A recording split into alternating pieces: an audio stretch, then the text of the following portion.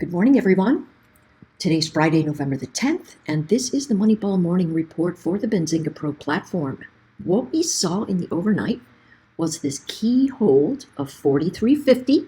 We're still in a buy the dip formation, but you can see that when we lost this area, first of all, 43.90, I said, hey, step out of the way if you're looking for a long, to see if this will hold, and it didn't, okay? Which turned everything into a short and then brought us all the way down into that 43.57-ish area, and then we hit 43.54, and now we're up almost 30 points from that. Listen, the number to get over was 43.78. Okay, we are over that area, and so as this morning goes, we are still in a buy the dip formation. Here's what's happening. A lot of people went short. They're like, oh my goodness, this is it. But the moment that we go short and we hit this ribbon, listen, Trendspider, by the way, has got a huge sale on. Probably ought to check it out. And it's going for a bit. So this is their biggest sale of the year. Anyways, as we move forward, we can see that the sellers are now saying, holy cow, we breached 43.74. I got to get out of this short. It turns everybody back into buyers, and very likely to get back into 43.92, right? So what do we need to do? Well, from a day's perspective, we have 2 days of low, lower low, lower low, but then an outside candlestick. And when we've got that outside candlestick, we need to look at the inside candlestick the day before to see what the ledges are. So my thought is long press into 43.92-ish, right? Pullbacks or buy zones. That's going to push us right back up into this area. And then potentially we have another fade. A lot of things going on in the market, a lot of cross current. A lot of people believe that we are in a bullish environment. But the monthly formations clearly show us in some kind of congestion or retracement. And this is really where I am focusing a lot of my mental energy in terms of saying, all right, if we're sitting here and we have high, low, lower, high, it's not going to completely collapse to a lower low, but it could eventually, right? We are sitting in a flag potentially here. And the line that I want to look for is this one, right? I want to see how this one works out.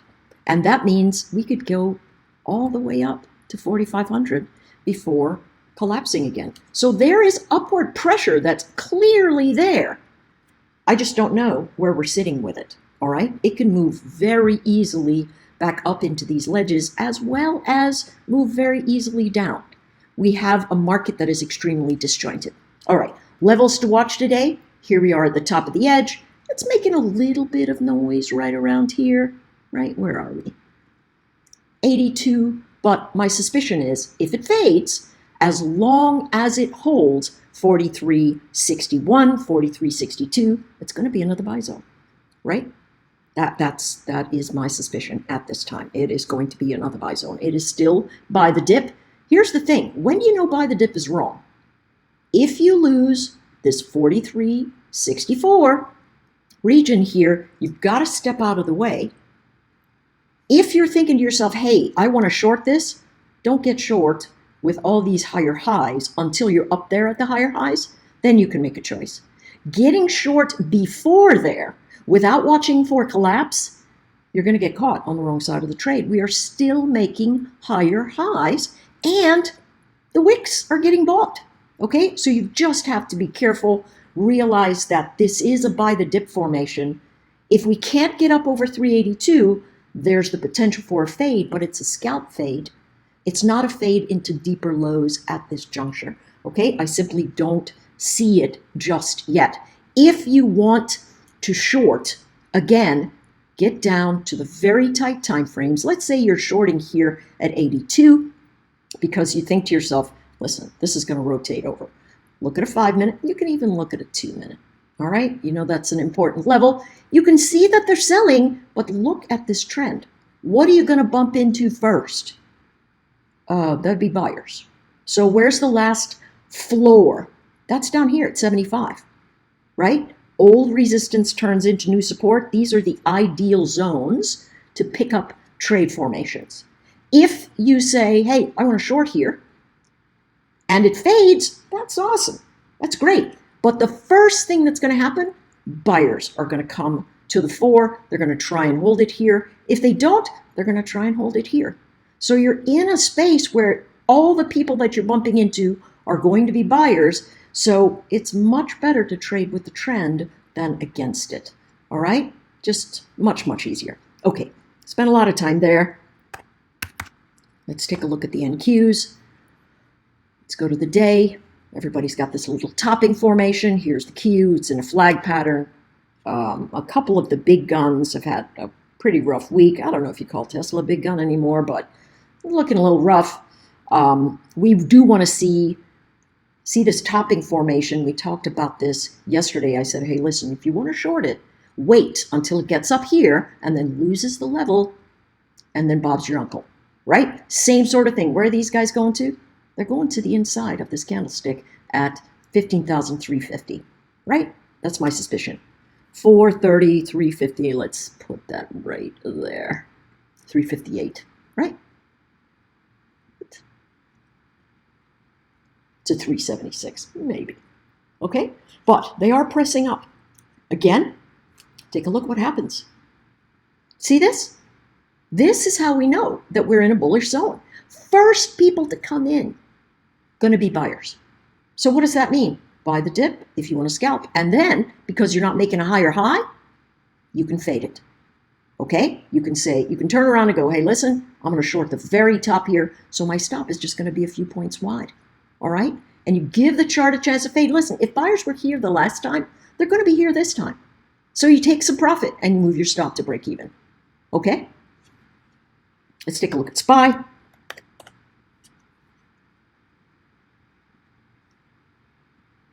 Right? Look at that topping formation of 438.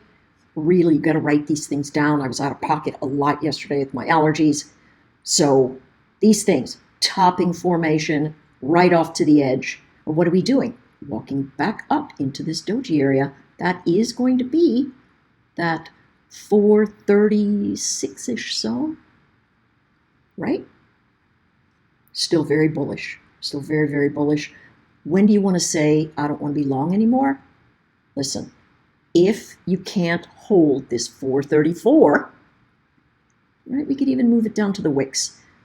434, 433, 97. Don't be long, right? Don't be long.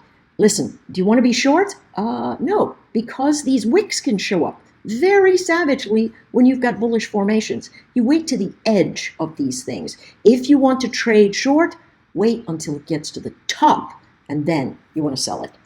Okay? And that way your risk is the smallest. Okay? When you say, hey, listen, what about these longs? You look here, if you go, hey, you know what? It's holding the close of my prior day. It didn't before, but I do know that if I take a long at 369.50, my stop is only 30 cents wide, 50 cents wide. And that's fantastic. You can ride it all the way back up to the top. Okay?